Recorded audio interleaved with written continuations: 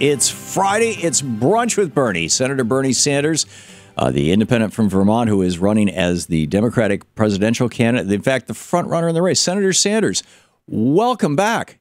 Great to be with you, Tom. It's great to have you with us. We're going to be talking a little later on about how John Boehner just announced that he's both resigning as Speaker and from the House of Representatives next month. But I'm curious, how is life with you, and what are your thoughts on the state of the nation? First of all, let me just say that I miss being on the program. I love the program. You and I have done this for how many years now? 8 or 9 years? I think at least, yeah. And often what happens is on Fridays I'm busy traveling to some place, and in fact I'll be on a plane in a few hours. But I did want to say hello to all of the listeners and thank you for continuing to do just the great job that you're doing. And thank you for being with us. I understand you can only be with us for the first half hour. Right. Yeah. Okay. So what's on your mind? Well, there's a lot that is obviously going on. I was yesterday at the joint session of Congress to hear the Pope, and not so far away from him, you could see what an extraordinary person he is. I am a great fan of the Pope and believe that he is much more than a leader of the Catholic Church, that the issues that he is raising about social justice, about the need to combat climate change, about a different type of global value system where we pay attention to the needs of our brothers and sisters rather than worship at the idol of money, is resonating all across the world, well beyond just the Catholic Church. So it was an honor to be able to listen to his speech and to continue to support many of his efforts. Today, as you mentioned, John Boehner announced that he was resigning. I am not somebody intimately involved in Republican Party politics, but my guess is that he probably ran out of energy in terms of taking on the very extreme right-wingers in his caucus. I think the impact of that will be is that if it's possible to believe that the right-wing Republican House of Representatives will likely become even more right-wing and further out of touch with the needs of the American people. We have been also working the last week on issues dealing with the high cost, the high cost of prescription drugs all over this country. You are seeing companies outrageously raise the prices of medicine that people desperately need.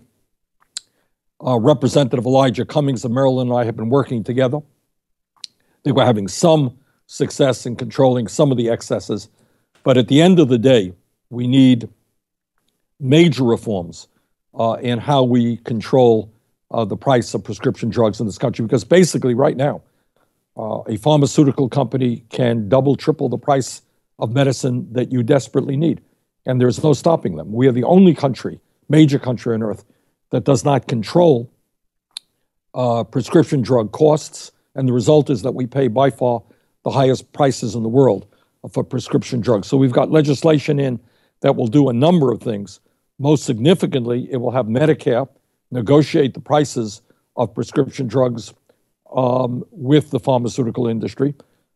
Second of all, at a time of this unfettered free trade where you can get lettuce and tomatoes from a small farm in Mexico, but somehow or another you're not able, distributors or pharmacists are not able to re-import medicine from Canada or from other countries, the same exact companies, the same exact product at a significantly lower price is pretty crazy and only speaks to the power of the pharmaceutical industry. So that is an issue I have been involved in for many years and will continue to stay focused on. That's great. That's great. Other things you wanted to comment on, or do you want to pick up some phone calls? Well, let's go to the phones. That would be fine. Cool. Ron in Fairhaven, Vermont. You are on the air with Senator Sanders.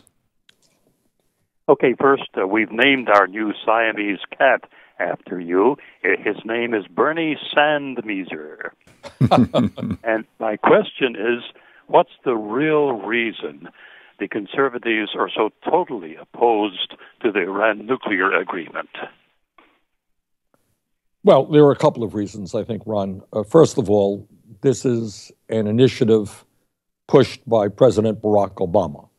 So by definition, for right-wing Republicans, anything that is pushed by the President of the United States, by definition, has got to be a bad idea, and they cannot support it. Second of all, I think for a number of them, these guys, and I really hesitate, and I'm not happy to say that, they look at a military response as the first response.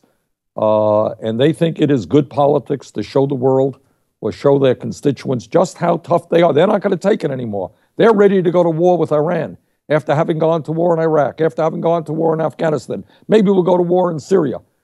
Maybe they will take on Russia. Maybe we'll take on China.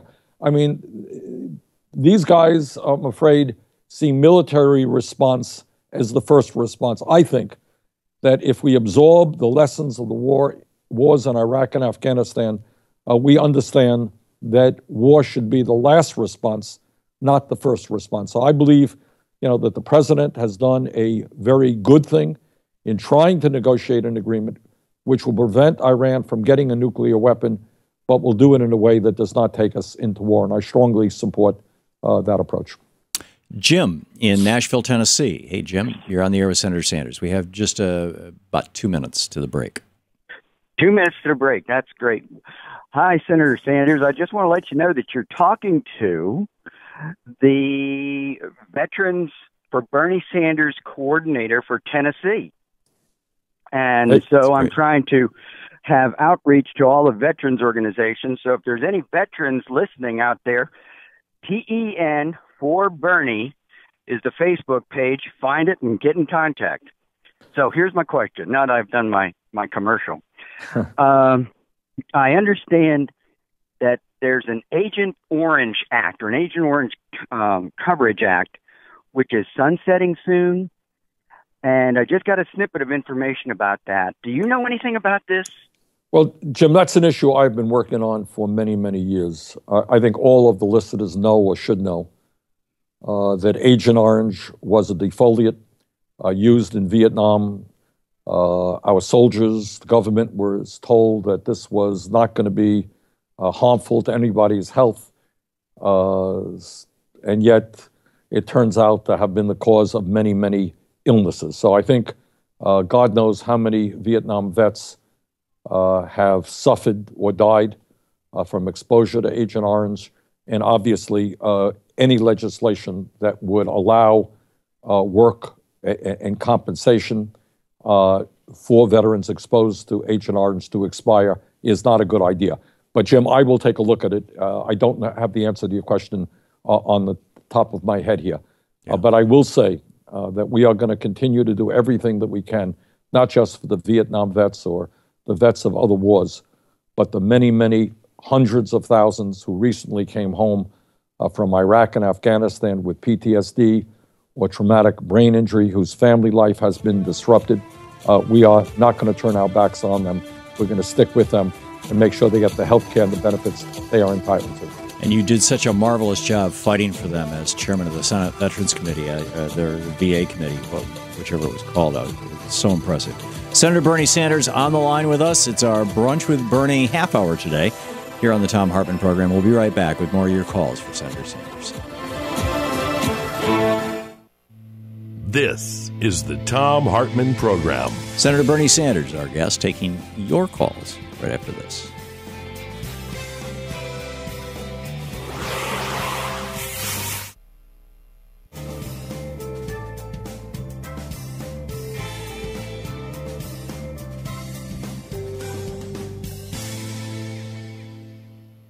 And welcome back.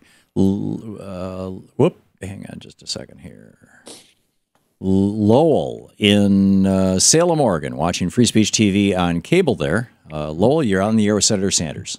Hi, Senator Sanders. I'm a really big fan. I wanted to encourage you, or I wanted to ask who you're going to set up as Treasury Secretary and which economists you're going to listen to, because it seems like each of the presidents who get in only listen to these right-wing economists that tell us that free trade is so great and that the jobless, or they change their jobless calculations, because I know a lot of people that are out of work still. Well, Lowell, let me just say this: it's a little bit premature to be naming my cabinet here. We got a long way to go, but you're right in saying that many presidents, whether they're Democratic or Republican, have gone to Wall Street for their top financial advisors. I will not do that. There are a number of great economists out there who are fighting for the rights of the middle class and working families and low-income people, and those are the type of folks that I would have in my cabinet. I will not have Wall Street executives coming into my cabinet. Second of all, you talk about the rate of joblessness, and you make a very important point, which is not made often enough.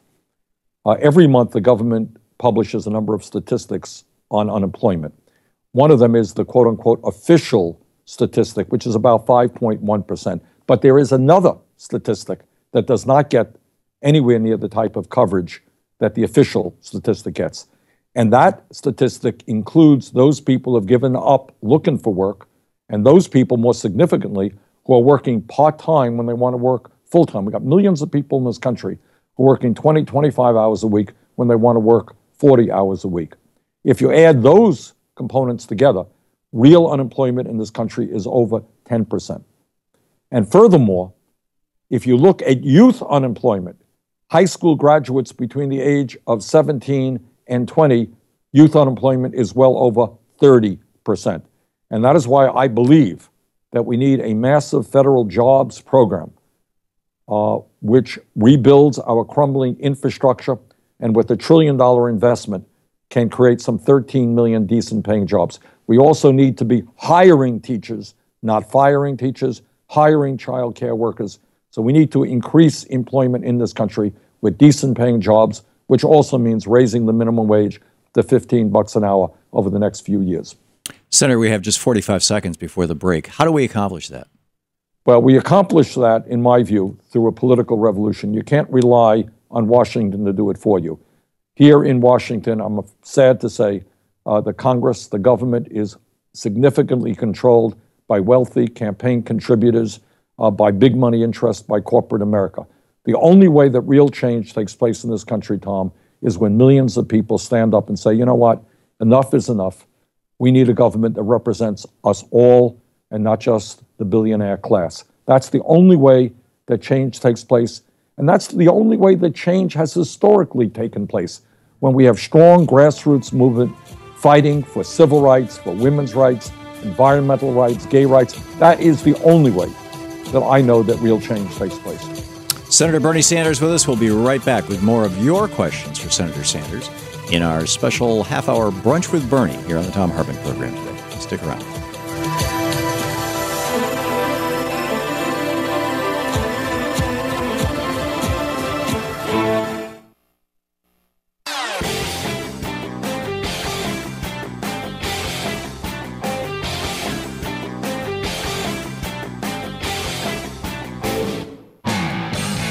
20 minutes past the hour. Welcome back. Thom Hartmann here with you. Brunch with Bernie. Senator Bernie Sanders on the line with us. And Mitchell in Mahwah, New Jersey, listening on Sirius XM. You're on the air with Senator Sanders.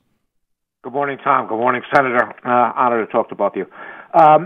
Senator, can you delineate a little bit about how we're going to pay for the programs? And can you give any specifics, like when we say we're going to tax the top 0.1% and that they own so much wealth, how much revenue will that be in? And will that be enough to bring your programs and agenda to fruition? And will you have that information evaluated by an impartial scoring group like the CBO or something similar to that?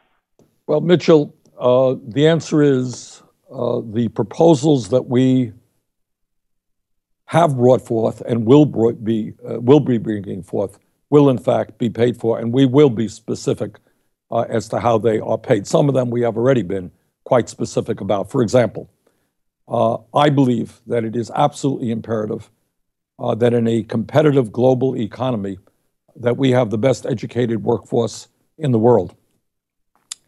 And it is beyond my comprehension that we now have hundreds of thousands of bright young people who are qualified to get a higher education, but just simply cannot afford to go to college. And then we have millions of other people who have left school deeply, deeply in debt. And as you may know, what I have proposed is legislation which does two things. Number one, it would make all public colleges and universities tuition free. Number two, it would very significantly lower student debt. Now, by the way, that is, in fact, a very expensive proposition.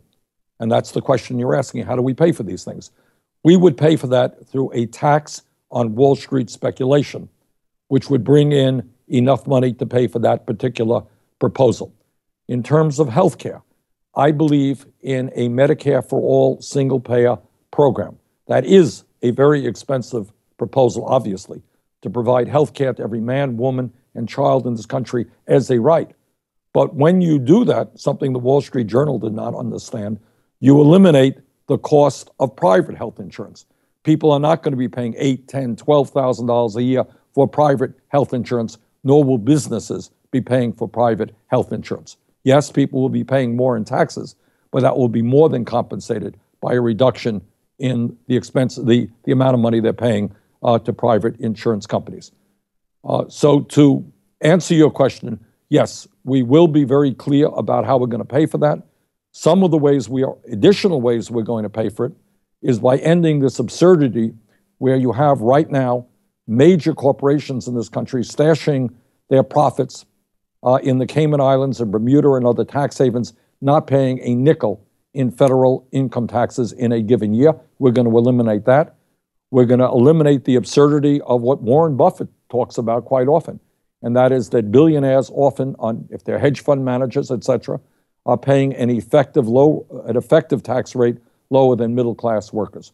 So at a time of massive income and wealth inequality, at a time when in the last 30 years there has been a transfer of wealth to the tune of trillions of dollars from the middle class to the top 1/10 of 1%, the way we are going to pay for our programs will, in fact, be to ask very profitable multinational corporations to start paying their fair share and to ask the wealthiest people in this country to pay their fair share. And we will have all of the details regarding those proposals.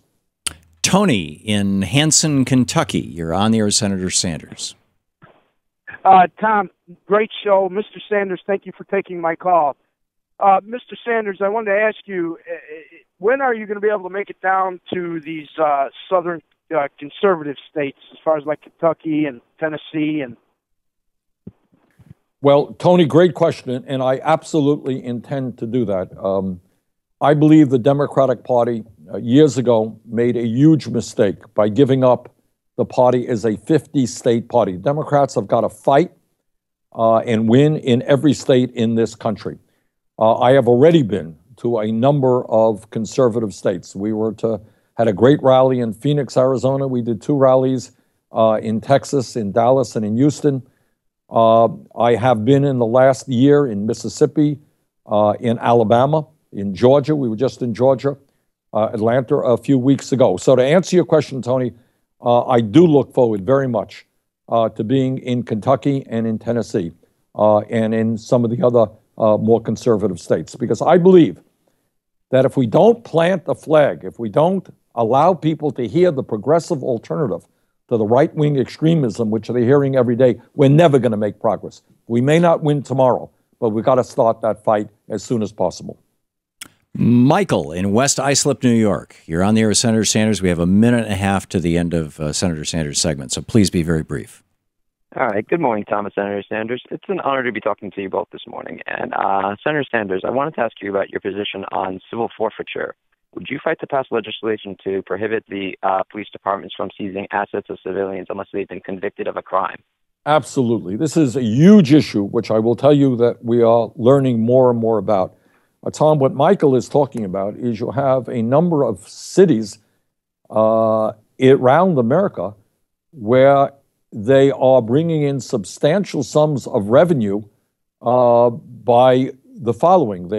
People get a fine for driving too fast or for other minor, what I would call relatively minor violations. They can't pay that. And then these local governments start seizing assets, which is just, it reminds me of punishing people for being poor. We're back to Charles Dickens's poorhouses in England. So yes, the answer, Michael, is absolutely. This is an issue that has got to be thoroughly looked at as we undertake, by the way, major reform of a very broken criminal justice system. So Michael is talking about one part of it, but we can go a lot further than that. We have more people in jail than any other country on earth. This is an issue that we have got to address.